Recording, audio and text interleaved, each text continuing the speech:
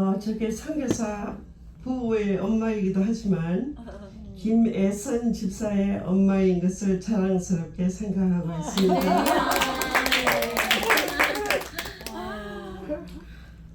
오늘 목사님이 저를 잘못 초대하신 것 같아요. 하늘에 계시는 김한령 선교사님을 초대하셔야 되는데 그게 좀 많이 힘들으셨죠. 그래서 제가 이렇게 선교사들 간에는 무슨 말이 있냐면 선교사들을 교회를 찾아가면 설교를 시키지 않는데요. 목사님들도. 그래 왜 그러냐 하니까 선교사들은 한국말도 다 잃어버리고 필리핀 말도 현지 말도 잘 못하고 그렇다고 영어를 잘하는 것도 아니고 말부터 다 잃어버린 그런 사람이 선교사. 근데 제가 그걸 증명할 수가 있어요. 지금 우리 아들이 한국말 하나도 안 배운 애가 저렇게 잘 하잖아요. 그건 제가 아들보다 한국말을 더 잘 못해요. 그래서 오늘 선교사를 강단에 안 세운다는 그런 말들이 있는데 목사님이 이렇게 말씀하셔서 제가 더 이렇게 저렇게 말할 수가 없어서 그냥 서게 됩니다. 그래서 제가 말이 아주 어눌하고 표현이 그렇더라도 여러분 용서해 주시기를 바라겠습니다. 오늘 제가 성도님들과 함께 하나님 앞에서 상고해 볼 말씀의 제목은 소명이라고 이렇게 했습니다. 소명은 우리가 다 잘 아는 대로 부르심이라는 뜻으로 생각이 되죠. 우리가 성경에 보더라도 그리고 우리의 삶에서 보더라도 소명이 여러 개 있겠지만 가장 중요한 소명이 두 가지가 있습니다. 그 첫째 소명을 우리는 하나님의 백성으로서 소명받음이라고 이렇게 말하고 싶습니다. 창세기 12장에 보면 하나님께서 아브라함을 부르시죠. 이 땅의 모든 백성에게 열방에게 복의 근원이 되게 하시려고 아브라함을 부르시지 않습니까? 그래서 그 아브라함의 후손으로 이삭과 야곱과 요셉 등등을 하나님께서 소명하시죠. 그 개인들을 소명할 뿐만 아니고 민족을 소명하시죠. 이스라엘이라는 한 민족을 하나님께서 소명하십니다. 신약에 봐도 예수님께서 12 제자들을 소명하시지요. 그리고 그 핍박자 바울도 소명하시죠. 그리고 사도행전에 보면 고넬료라는 백부장 이방인과 그 가족들도 소명하시죠. 그리고 이디오피아, 그 아프리카 이디오피아 내시도 소명하시죠. 그리고 마게도니아 가가지고는 리디아라는 사람도 소명하시고 간수장과 그 가족도 소명하시고 하나님께서 그 어느 순간인지는 알지 못하지만은 예수 그리스도를 통하여 예수 그리스도를 주와 구주를 영접하는 순간을 주시고 그들을 천국 백성으로 소명하십니다. 로마서 1장 6절에 보면 예수 그리스도의 것으로 부름을 받습니다. 이렇게 말했어요. 영어로 하면 called to belong to Jesus Christ 이렇게 말했어요. 우리를 예수 그리스도에게 속하도록 우리를 부르시는 그런 소명이 있습니다. 여기 모이신 우리 여러분 모두들 저를 포함해서 모두는 이 부름에 응해서 지금 이렇게 모여서 하나님 아버지께 예배를 드리고 있습니다. 이거는 정말 신기한 일이에요. 어떻게 이렇게 생겼는지 신기한 일이에요. 며칠 전에 우리 딸 예순이가 저한테 그랬어요. 엄마 내가 아주 신기한 일을 보여줄게.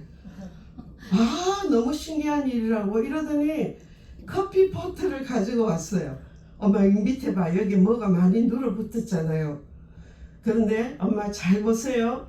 그러더니 시추리 가시들을 거기 붓고 뜨거운 물을 확 부었어요. 그리고 이렇게 흔들더니 보니까 그 커피 맛이 깨끗하게, 너무너무 깨끗하게 씻어졌어요. 여러분은 다 아시죠? 전 처음 봤거든요. 그래서 신기하다. 우리가 예수를 주와 그리스도로 믿고 영접하는 바로 그 순간에 시트리 가시도보다 더 깨끗하게, 눈보다도 더 희게 우리의 모든 죄악을 말끔히 씻으시며, 씻을 뿐만 아니라 그분의 의로운 의의 옷을 우리에게 입혀주십니다. 그래서 성도 여러분, 우리 모두는 예수 그리스도의 십자가의 보혈로 눈보다 더 희게, 그뿐만 아니라 예수님의 의로우신 옷을 입고 있는, 그것을 입을 수 있도록, 하나님의 백성이 될 수 있도록 소명을 받은 자임을 믿으시기 바랍니다. 아멘. 우리는 이렇게 해서 하늘나라에 소명을 받은 하늘 백성이 된 사람입니다. 아멘. 그렇죠? 그런데 그 소명을 받은, 하나님의 백성으로 소명을 받은 사람에게는 또 다른 한 소명이 주어집니다. 그 소명이 뭐냐 하면, 그것은 우리가 하늘나라의 백성임을 선포하는 것이며, 또한 그 하늘나라의 왕 되시고 구원자가 되시는 예수 그리스도를 선전해야 되는 그런 소명이 주어집니다. 오늘 본문을 보면 요한복음 4장 29절 말씀에 내가 한 모든 일을 내게 말한 그를 와 보라, 이렇게 말했어요. 그가 메시아가 아닌가? 내가 한 모든 일을 알고 계시는 분이면 그분이 하나님이시죠. 그분이 메시아이십니다. 그래서 오늘 저는 제가 80평생을 살면서 한 번도 설교라는 건 해본 적이 없어요. 강의는 해봤고 또 성경 보고는 해봤지만 설교라는 걸 해본 적이 없다고 제가 에스에게 야단을 막 쳤어요. 그러나 목사님에게 야단 칠 수가 없잖아요. 그래서 제가 모르겠다, 하나님이 하시지 이러고 왔는데, 그래서 제가 오늘 이 모든 것을 다 아시는 사마리아 여인이 말한 것처럼 나의 모든 것을 다 아시고, 아실 뿐만 아니라 나의 길을 한 걸음 한 걸음 지금까지 인도해 오신 제 자신의 소명 이야기를 여러분과 하면서 사도행전 4장에 있는 이 사마리아 여인의 얘기를 함께 여러분과 나누기를 원합니다. 저는 아주 어릴 때 유치원 나이에 한 6살쯤 되는 것 같아요. 제 아버님이, 저는 고향이 대구이고, 그런데 아버님이 가내 공장을 하나 하고 계셨어요. 그러니까 시내에서 살지 못했고 그 대구 시내 저 외곽지에 살았기 때문에 집이 마당이 좀 컸어요. 제가 6살 됐으니까 뭐 얼마나 컸는지 모르지만 그 아이에게는 굉장히 컸겠지요.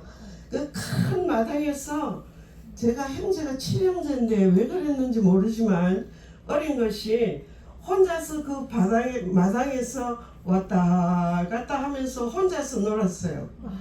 그 어린 것이.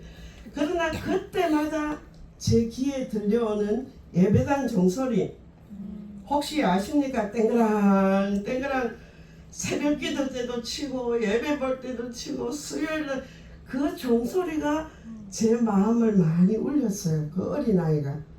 그래서 그 종소리를 들으면서 저희 집에서 가까운 것이 예배당이 있었어요. 그래서 저는 그 예배당에 가기를 좋아했습니다. 그래서 혼자서 그 예배당을 쫓아다니면서 그 예배당에서 국민학교, 중학교, 고등학교를 그 예배당에 다니면서 하나님을 알게 되고 예수 그리스도를 나의 구주로 영접하고 믿고 예수님을 그때 저는 참 사랑했어요. 그렇게 하고 저는 교회를 아주 사랑했습니다. 그래서 제가 그 어릴 때 한국의 겨울은 굉장히 추웠어요. 여러분 발이 꽁꽁 얼는 경험을 해보셨어요? 발이 꽁꽁 얼고 그래서 떳떳한 방에 들어가면 그 발이 녹날하고 막 끈질었고 껄거스 피어나고 이런 추운 겨울이지만 제가 중고등학교 다닐 때는 토요일마다 학교 갔다가 집에 올 때는 집에 안 와요. 교회에 가요. 교회 가가지고 그 얼음 같은 찬물에 걸레 빨아가지고 옛날에는 이런 의자 없었죠. 전부 마루에 앉았죠. 그래서 마루를 닦고 강대선 닦고 이것을 저는 예수님을 사랑하는 표현으로 그렇게 했던 기억들이 아주 생각납니다. 제 부모님은 아버님은 유교 쪽에 가깝고 어머님은 불교에 신체했어요. 왜냐하면 외할머니가 불교에 뭐 보살님 그런 분이 되니까 불교에 신체했는데 제가 교회 가는 것에 대해서 반대를 안 했어요. 왜 그랬냐고 나중에 엄마한테서 제가 엄마한테 전도했었거든요. 엄마한테 들어보니까 너는 그때 너무 어린 애고 또 한국에서는 여자는 시집가면 남의 집 사람이 되니까 그래서 상관 안 했다고 그렇게 얘기를 하셨어요. 그래서 저는 그 교회 중동교회라는 곳에서 제가 신앙의 뿌리를 내리고 거기서 자랐습니다. 그러나 고등학교 2학년이 돼서 저희 아버님이 대구 시내로 이사를 오셨기 때문에 그 교회를 떠나고 대구에는 삼덕교회라는 큰 교회가 있었어요. 그런데 그 교회가 통합합통이 갈라지는 그때 큰 싸움이 나가지고 갈라졌는데 그 갈라져서 쫓겨나온 교회가 조그만했어요. 그 교회가 저희들이 이사가서 새로 살고 있는 그 집 담 넘어 저 뒤안에 집을 빌려가지고 거기서 예배를 보는 거예요. 그래서 저는 큰 교회 안 나가고 그 조그마한 교회에 나갔기 때문에 제가 장로교 합동측이 되어버렸습니다. 그래서 그 교회를 다니면서 새벽 기도마다 수요일 예배마다 금요 철야마다 주일날은 제가 또 반사를 했거든요. 주일학교 가르치는 선생님이니까 아침부터 옛날에는 저녁 예배가 있었어요. 주일날 저녁 예배까지 온통 교회에서 사는 거예요. 그러니까 이때쯤 돼서 엄마가 야 예수님은 네 마음속에 있지 교회에 계시나. 내가 예수를 믿지 말라는 것은 아니지만 다 큰 처녀가 그렇게 집을 쫓아다니고 밖에 쫓아다니고 이러면 집안에 소문이 나쁘게 난다. 교회는 꼭 주일날 아침에만 가거라. 그래서 그때부터 제가 신앙의 자유를 제한받게 됐지요. 그때가 제가 고등학교 3학년 되었으니까 그래 고등학교 3학년 때쯤 되어가지고 제가 신앙의 자유에 대한 갈망함이 참 컸어요. 그런데 마침 제가 다녔던 고등학교에 일반 고등학교 때기 때문에 미션 스쿨 같은 데서는 뭐 이런 원서라든지 이런 것에 대한 광고가 없었는데 그 해에는 그 광고가 하나 딱 붙었어요. 뭐라고 붙었냐면 대전대학교 대전에 있는 선교사가 세운 대전대학교에서 장학생을 모집한다라는 광고가 그딱 붙어 있는 거예요. 그래서 제가 마음속에 이 하나님이 나를 해방시키시는구나 하고 이래가지고 제가 얼른 원서를 냈어요. 그랬더니 얼른 장학생으로 붙어버렸어요. 그래가지고 제가 대구에서 집을 떠나서 신앙의 자유를 찾고 대전으로 가게 됐어요. 제가 어느 날 갑자기 돌아보니까 하나님이 그 길을 인도하시더라고요. 아멘. 그런 걸음을 인도하셨는데 그 대학교 4년을 졸업하니까 졸업하자마자 경주에 있는 문화중고등학교 영어 교사로 또 취직이 금방 돼가지고 3년을 거기서 취직 생활을 하며 그러고 있는 동안에 하나님께서 저에게 유학의 길을 열어줬어요. 그때가 1971년인데 1971년인데 여기 미시시피 옆에 아르칸소라는 스테이트가 있죠. 그 학교에 제가 영어학을 전공하는 석사학위를 전공하는 전액 장학생으로 저를 하나님께서 보내주셨어요. 그래서 거기서 제가 공부를 하는데 미국 CCC 간사님이 각 대학마다 있는 모양이었어요. 저는 CCC가 뭔지 몰랐거든요. 그때 예수를 잘 믿었지만 SCM 활동은 했지만 CCC는 몰랐어요. 한국에서. 그런데 그 간사님이 저를 예수 믿게 하려고 쫓아다니다가 제가 예수 믿는 것을 알고는 달라스에서 엑스플로 72라는 것이 열립니다. 그게 미스 장을 꼭 보내드리고 싶으니까 시간을 내주세요. 그게 8월달이고 방학이니까 꼭. 그래서 모든 필요한 거를 다 갖춰가지고 저를 그게 보냈어요. 달라스 엑스플로 72를. 그런데 그거 가서 제가 너무 새로운 은혜를 많이 받았어요.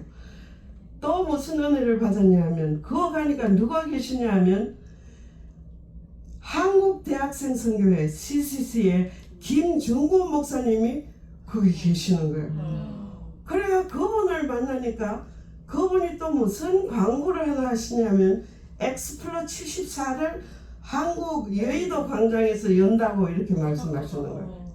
저는 엑스플로 72에서 은혜를 많이 받았기 때문에 하나님 제가 엑스플로 74까지 공부 끝나고 그 가서 좀 도와줄 수 있기를 기도합니다 이랬거든요. 근데 제가 공부를 딱 끝나고 집에 가니까 74년 2월에 집에 도착했어요. 그랬는데 마침 그때 저는 제가 졸업한 대전대학교에 그 영어 영문학과의 교수로 채용해 주시기로 그 학교의 학장님하고 저하고 약속이 되어 있었기 때문에 조금 기다리라 그랬어요.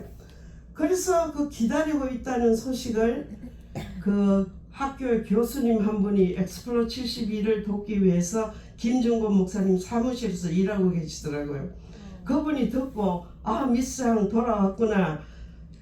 네가 기다리고 있는 동안에 엑스플로 74를 좀 도와라. 외국에서 영어하는 많은 사람이 오는데 통역할 사람이 필요했다. 그러니까 네가 와서 도와라. 그래갖고 제가 74를 엑스플로 74를 도왔습니다. 그래서 통역하고 도왔는데 이때 제가 제일 잘한 일이 하나 있어요. 뭐냐? 저희 엄마한테 사연이를 가지고 전도를 했습니다. 엄마가 제가 전도할 때는 야 때리셔 그런 거 말하지 마 이렇게 얘기를 하셨는데 그래서 제가 다 전도하고 그 책자를 드리면서 엄마 집에 와서 혹시라도 예수님을 마음에 영접하기를 원하시면 엄마 기도할 줄 모르니까 요거를 읽으라고. 요거를 읽고 진심으로 그러면 예수님께서 엄마 마음에 내주에 계실 겁니다. 그렇게 얘기하고 드렸거든요. 근데 한 몇 달 후에 엄마가 제가 있는데 올라와가지고 그렇게 말해요. 야, 뭐 예수님 영접했는데 아무치도 안 하네. 그래서 엄마 영접했어요? 기도했어요? 기도해도 뭐 똑같네. 똑같은 게 뭔데요?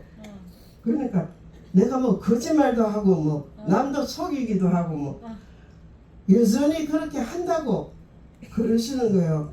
그런데 하나님께서 제 마음속에 딱 말씀을 주시는 거예요. 엄마가 똑같지 않아. 엄마가 옛날에는 거짓말하고 남을 속여서도 몰랐어.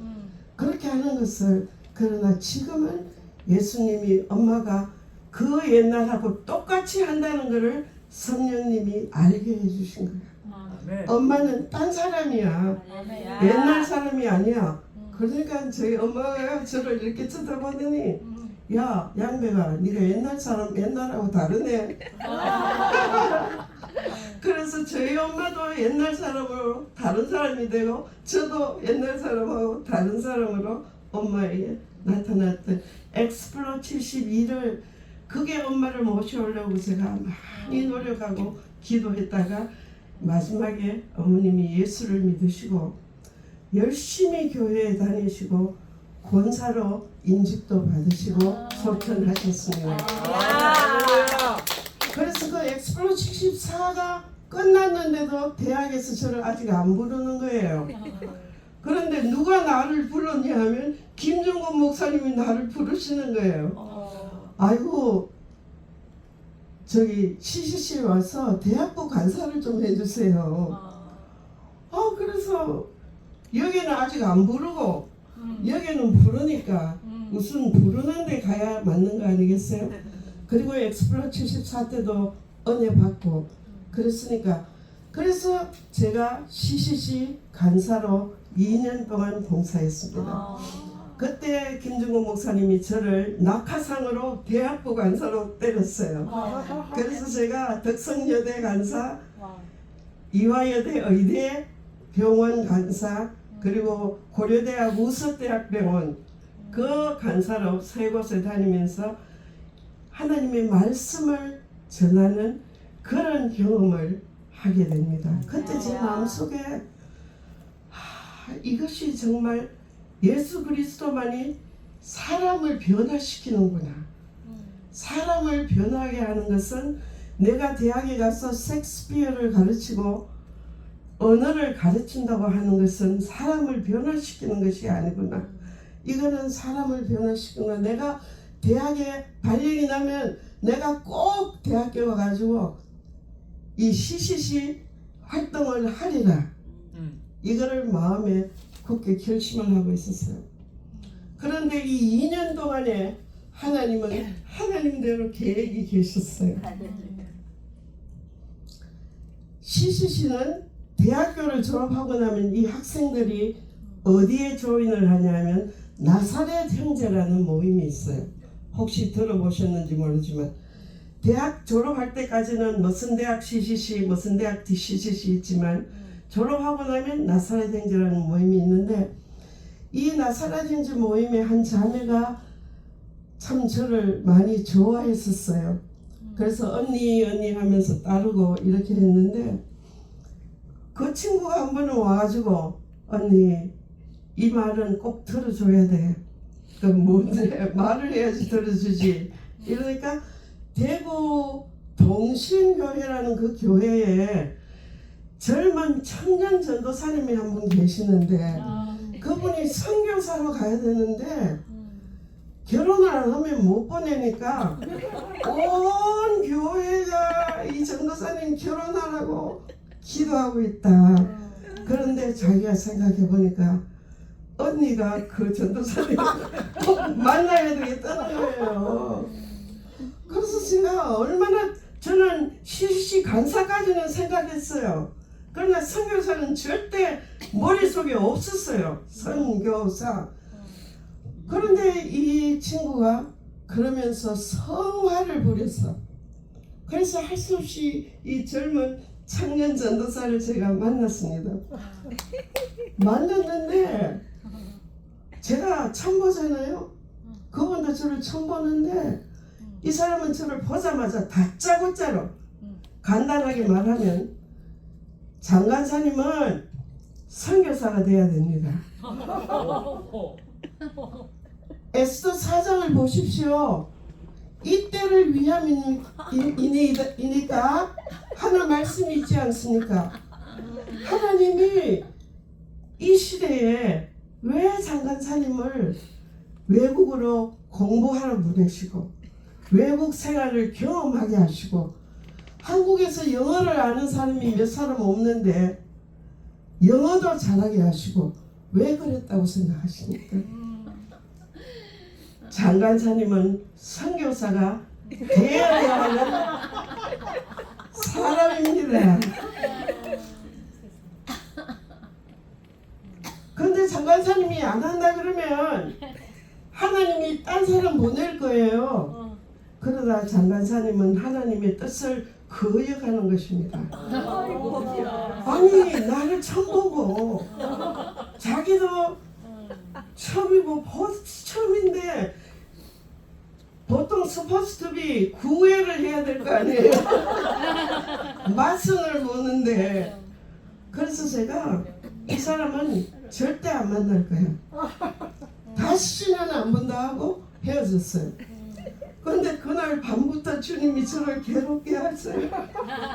잠 가운데서 깨어나가지고 자꾸 그 에스더 말씀을 생각나게 하시고 그거를 또 고민하면서 그거를 다시 읽어보게 하시고 이러다가 결국은 하나님이 제 마음에 너의 걸어온 걸음을 다 누가 인도했는가 보라고.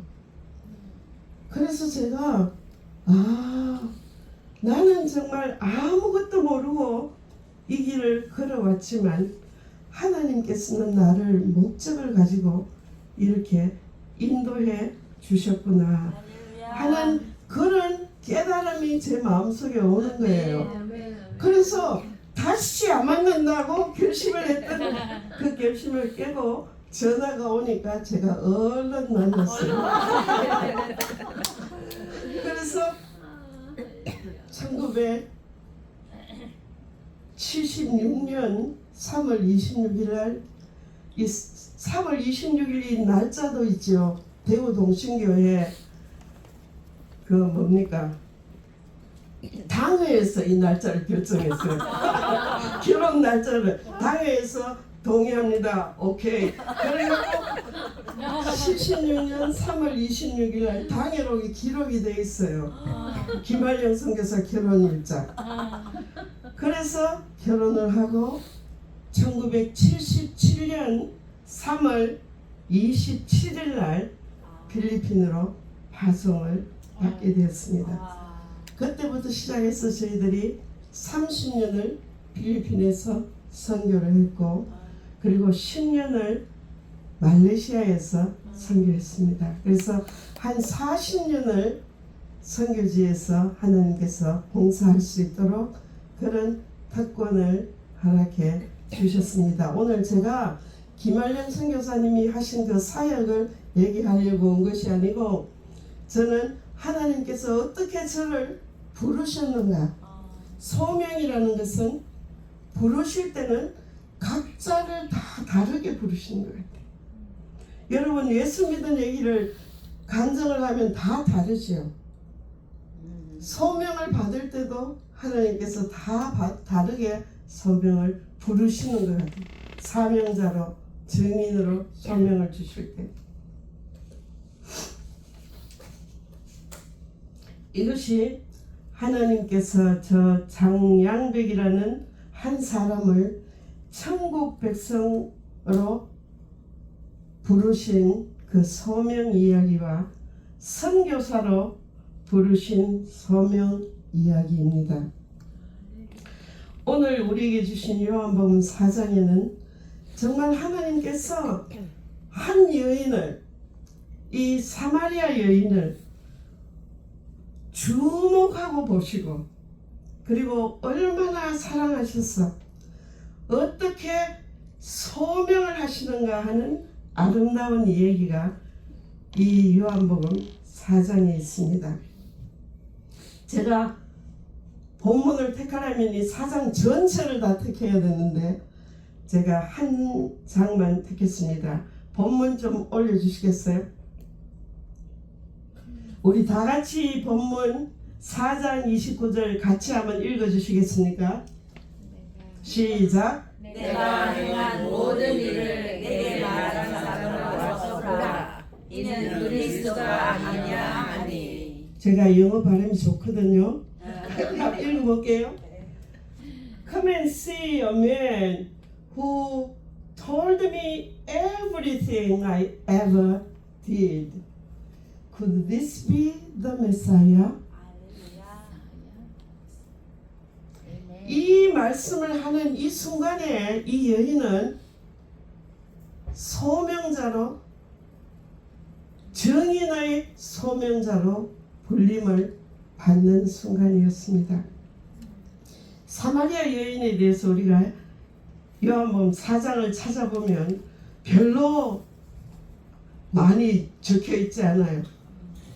찾아볼 것이 별로 없는 그런 여인입니다. 그러나 이 여인은 굉장히 기구한 삶을 살아온 것이 틀림이 없습니다. 남편이 5명이 있었다 했죠. 그리고 지금 살고 있는 남자도 남편이 아닙니다. 그래서 자신의 이 기구한 삶의 이야기가 동네에서 사람들이 입에서 입으로 오르고 내리고 그리고 까십거리가 되고 있기 때문에 이 여인은 동네 사람들을 정말 보고 싶지 않아요. 그래서 그 사람들이 있는 곳을 다 피했어. 그래서 정오의 그 뜨거운 태양볕에서 물을 기르러 우물가에 혼자서 그렇게 나오고 있는 그런 여인이었습니다. 이웃에서도 아무도 상대도 안 해주고 고립된 삶을 살고 그리고 소외되고 외로운 삶을 사는 여인이었습니다. 이 요한복음 4장을 보면 예수님하고 제자들이 그 이스라엘 남쪽 지방 그 유대 땅에서 사역을 하시다가 사역 끝나고 저기 북쪽에 있는 갈릴리로 가실 계획을 세우고 갈릴리로 가시려고 하는 도중에 있었어요. 그런데 예수님 마음에는 한 여인이 있었어요. 그 여인이 사마리아 여인, 그 불행한 여인, 그 외로운 여인, 그 소외된 여인, 모든 사람이 상대도 안 해주는 그런 여인이 예수님 마음속에 있었습니다. 그래서 보통 유대인들은 사마리아를 지나가지 않았어요. 왜냐하면 사마리아 사람을 원수처럼 생각하고 천하게 생각하고 그래서 유대인들은 자기들은 신사니까 그 사람들과 상종을 하지 않을 뿐만 아니라 그 지역도 안 지나가는 사람들, 유대인들이. 예수님도 유대인이잖아요. 그러니까 지나가지 말아야죠. 그런데 예수님은 그 사마리아를 지나가야 하겠는데 이렇게 말씀하십니다. 예수님의 마음속에는 사마리아가 문제가 아니에요. 유대인이 싫어하는 게 문제가 아니에요. 문제는 뭐냐? 예수님의 마음속에 품고 있는 한 여인이 문제예요. 이 여인을 만나려고 하는데 멀리 돌아가고 이렇게 가는 것보다 사마리아를 거쳐서 가면 직통으로 갈 수가 있지 않겠습니까? 이 장면을 저는 보면 너무 감동적이에요. 이건 너무 아름답다.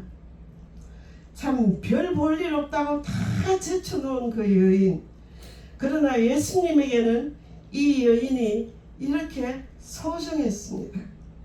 저는 눈물이 날 정도로 이 장면이 아름다워요. 이 한 여인을 만나려고 모든 유대인들이 피하고 둘러가는 그 사마리아 땅을 기필코 밟고 가야 되겠다고 예수님은 결심하십니다. He had to go through Samaria. 마음의 굳은 결심을 had to 하신 그런 예수님을 우리는 봅니다. 한 생명을 얼마나 소중하게 생각하시는가를 우리들에게 잘 보여주고 있습니다. 이 사마리아 여인을 통해서 우리는 예수님의 특별하신 모습을 봅니다. 이 여인이 만난 예수님의 모습 한 서너 가지를 우리가 한번 생각해 보면 예수님은 이 사마리아 여인과 대화하는 그 장면을 보면 얼마나 이 사마리아 여인을 퍼스널하게 대하는지 몰라요. 그리고 이 사마리아 여인을 굉장히 프라이베이트리 대하십니다. 제자들이 다 있는 데서 이 사마리아 여인과 만나서 막 남편 얘기도 하고 이런 거 안 했어요. 그리고 이 여인을 공개적으로 드러내고 다루지 않으셨습니다. 우리가 성경을 4장을 읽어보면 그림이 하나 그려지지요. 우물이 거기에 있고 그 우물가에 예수님이 걸터 앉아 계시고 이 여인이 물동이를 들고 혼자 거기서 물동이를 내려놓고 있는데 예수님이 말을 거시는 거죠. 너무 퍼스널하고 굉장히 프라이빗. 이 여인은 지금까지 그런 사람이 없었어요. 자기에게. 그러나 이 사람은 그렇게 퍼스널하고 프라이빗하게 이 여인을 만나 주셨습니다. 그 사마리아 여인은 자기를 그렇게 대해주는 예수님을 만난 거죠. 여러분이랑 저도 예수님 만날 때 그렇게 다 퍼스널하게 만났어요. 저는 제가 생각할 때 그 어린 6살 먹은 아기가 놀 친구도 없고 지 혼자서 그 큰 마당에 혼자 왔다 갔다 하다가 땡그랑 종소리가 마음이 너무 좋아서 그 끌려고 갈 때 그때 하나님이 소명하신 것이 아닌가 생각해요. 저는 그때부터 예배당 다니고 한 번도 예수님을 모른다고 떠난 적은 없어요. 지금까지. 그래서 예수님께서는 우리 모두를 다루실 때 여러분도 마찬가지고 저도 마찬가지고 아주 소중한 보험을 다루듯이 그렇게 다루시며 퍼스널 개인적이고 사적인 그런 모습으로 우리를 찾아와서 다루시는 것을 이 사마리아 여인, 우물가의 여인을 보면서 우리는 그런 예수님을 이 여인과 함께 봅니다. 그런데 예수님이 또 갑자기 그 여인한테 네 남편 데리고 와. 주님, 그러면 안 되죠. 그렇게 상처를 건드리면 아니죠. 우리는 그렇게 깜짝 놀라지 않겠습니까? 그러나 예수님께서 이 여인이 그렇게 상처 입은 과거를 안고 있는 것을 건드리실 때 그를 수치스럽게 하시려고 책망하시려고 그거 아니었어요. 그거는 절대 아니었습니다. 이 여인은 그 과거지사 때문에 그것이 다 자기 잘못이라고 생각을 하고 할 수 있으면 숨기고 할 수 있으면 사람들이 입에 안 오르내리려고 하는 그런 과거를 예수님이 상기시키시는데 그를 책망하려고 상기시키겠습니까? 아니었어요. 예수님은 오히려 그 상처 입은 과거에 꽁꽁 묶여있는 이 불쌍한 여인을 풀어줘야 되겠다고 생각하시고 그거를 풀어내 주시려고 예수님은 전곡을 찌르신 것입니다. 왜냐하면 그 여인은 그것을 드러내지 않을 테니까요. 그 전곡을 찌르시며 그 과거가 이 여인의 늘 올가매고 있는 오랏줄입니다. 그것을 주님은 아십니다. 왜 정오이 뜨거운데 이 여인이 물길로 오겠습니까? 그 과거가 이 여인을 그 시간에 물길로 오도록 하는 거죠. 그것을 예수님은 아십니다. 예수님이 또 아시는 것은 이 여인은 그 짐을 내려놔야 된다는 것을 아십니다. 그 과거에서 해방되지 않으면 이 여인이 살 길이 없는 것을 예수님은 아십니다. 그 여인은 그 자기의 무거운 짐을 예수님 앞에 내어놓아야지 쉼을 얻을 수 있는 여인입니다. 그래서 예수님께서 친히 그 짐을 지적하시면서 끌어내어 그 여인 앞에 내어 놓습니다. 이것은 자유를 위한 그리고 수술을 위한 치유를 위한 수술이었습니다. 우리가 보통 다른 말로 말하면 회개라고 얘기하죠. 그러나 이 회개는 예수님이 우리를 죄를 책망하시려고 회개하는 거 아니에요. 우리는 그 죄에 매여 있기 때문에. 여러분 경험하셨죠? 회개하고 나면 날아갈 듯이 기쁘지 않습니까? 그것이 자유이며 속박을 푸는 것이 회개인 거예요. 우리를 책망하고 수치스럽게 하려고 회개하려는 것이 결코 아니었습니다. 그래서 이 사마리아 여인은 또 다른 예수님을 만납니다. 책망하시지 않는 예수님을 만납니다. 또 다른 예수님을 또 만나는 이 여인이 뭐냐면, 예수님은 이 여인을 비천한 여인으로 대하지 않았어요. 그 여인을 존중하면서 말씀하셨어요. 모든 사람이 제외하는 이 여인, 사람들이 천대와 깔봄을 피해서 다니는 이 여인을 예수님은 그렇게 보지 아니하셨어요. 이 여인은 자신을 인격적으로 대우해 주시는 예수님을 보게 됩니다. 그런 예수님을 만납니다. 예수님은 이 여인과 함께 굉장히 심오한 신학적인 대화도 하십니다. 이 여인이 예배에 대해서 질문하는 거예요. 뭐 이런 여자가 나한테 예배 질문을 해? 이런 태도가 예수님은 절대 없어요. 예배에 대해 질문하실 때 근성으로 대답하지 않았어요. 소홀하게 대답하지 않았어요. 정성을 다 하고 마음을 다해서 대답해 주셨어요. 그런데 또 갑자기 이 여인이 오실 그리스도에 대해서 얘기를 하는 거예요. 그러니까 이제는 예수님이 흥분하시는 거예요.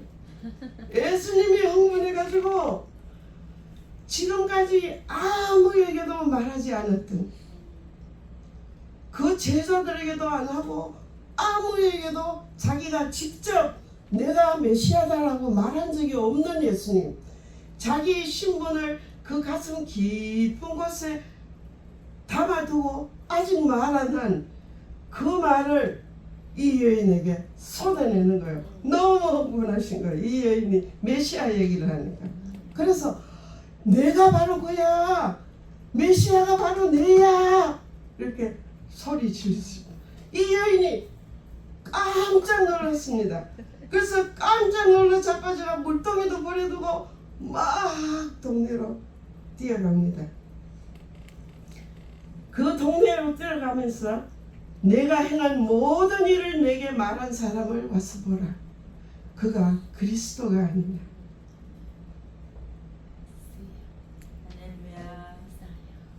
이 여인은 이제 더 이상 부끄럽지 않습니다.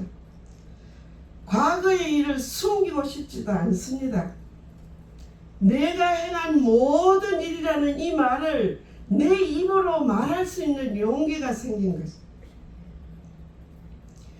이 사마리아 여인이 예수님이 내가 바로 그야, 내가 바로 그 메시아야 이렇게 말하니까 이 여인의 머릿속에 이 유대인 남자가 어떻게, 내가 남편 5명이 있고 지금 사는 남자도 남편이 아는 걸 이 사람이 어떻게 알아 하고 궁금하게 생각하고 있었는데, 이분이 메시아시구나, 그래서 다 아는구나, 그 의문이 싹 사라지게 됐습니다. 이 여인은 이제 모든 것을 아시는 전지하신 예수 그리스도를 만나 버렸습니다. 이제 그 여인은 더 이상 참을 수가 없습니다. 입을 닫고 자기의 수치를 가려오고 있을 수가 없었습니다. 자기를 묶고 있는 모든 줄들이 끊어지고 해방받았습니다.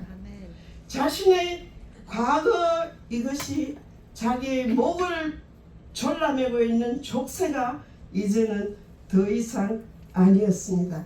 그래서 물동이를 버려두고 냅다 달리는 거예요. 어디를 향해서?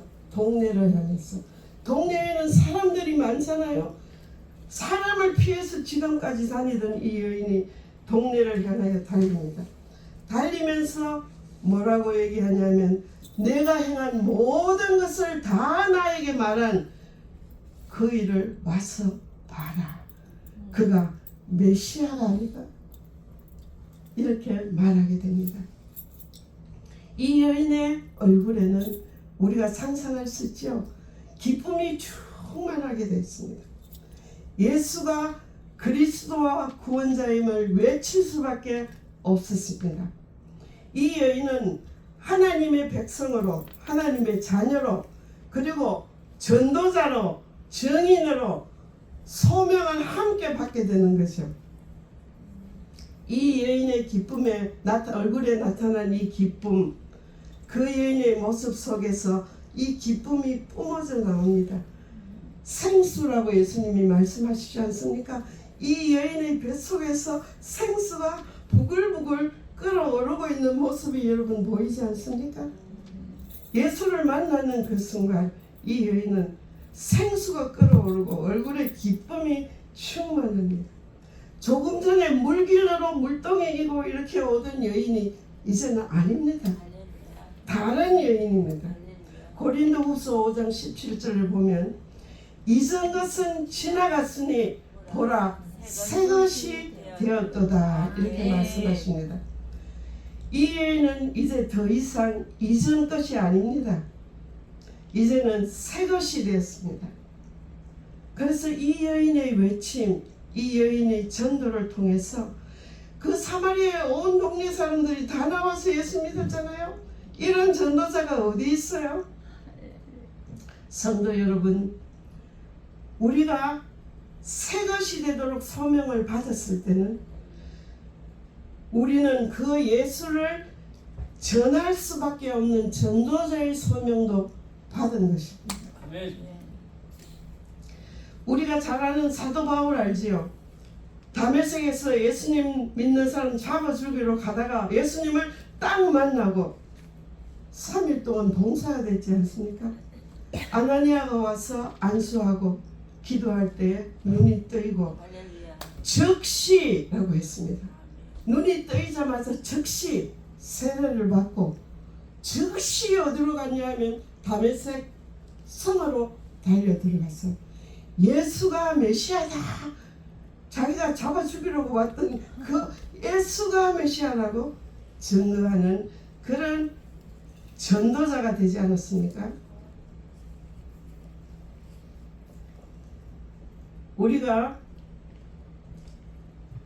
우리는 이제 더 이상 이전 것이 아닙니다. 우리는 이전 것을 기억할 필요가 없습니다. 우리는 새 것이 되었습니다. 그래서 우리 모두는 새 것이 되었기 때문에 사람들이 우리를 볼 때 그것을 알아차립니다. 왜냐? 우리의 얼굴 속에 기쁨이 충만히 나오니까.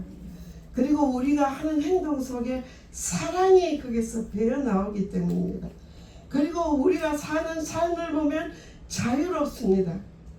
내가 수치스럽게 생각하던 그 옛날 것도 나를 묶지 못하는 것을 우리는 알고 있습니다. 우리는 아무 것에도 매이지 않고 있습니다. 그리고 우리의 마음속에는 내가 언제 저 사람에게 예수를 전할까? 내가 언제 저 사람하고 밥을 먹으면 예수를 전할까?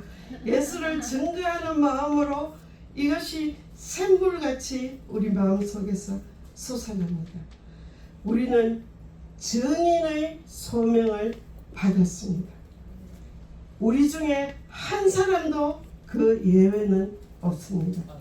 성령이 너희에게 임하시면 너희가 권능을 받고 예루살렘과 온 유대와 사마리아와 땅끝까지 이르러 내 증인이 되리라. 사도행전 1장 8절은 말씀하고 계십니다. 성경은 이 사마리아 여인의 아름다운 얘기를 우리에게 들려주심으로 말미암아 하나님께서 우리 주님께서 우리를 어떻게 사랑하며 어떻게 우리를 자녀로 삼으셨으며 우리를 정인되는 삶을 살도록 사명자로 우리를 소명하시는가 하는 것을 정확하고 분명하게 말씀해 주고 계십니다. 우리를 소명하시는 예수님을 자랑하며 감사하며 그의 메시아 되심과 구원자 되심을 전하는 우리 모두가 되기를 소원합니다. 기도하겠습니다. 아멘.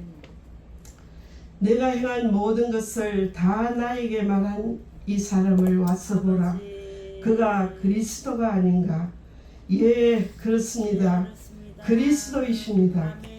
이 아름다운 사마리아 여인의 얘기를 우리에게 따뜻한 음성으로 들려주셔서 우리를 이처럼 사랑하시고 자녀 삼으시고 전도자의 사명자로 소명해 주시는 주 예수님께 감사와 영광을 돌립니다. 아멘. 그렇게 살게 해 주시옵소서. 아멘. 예수 그리스도의 이름으로 기도합니다. 아멘.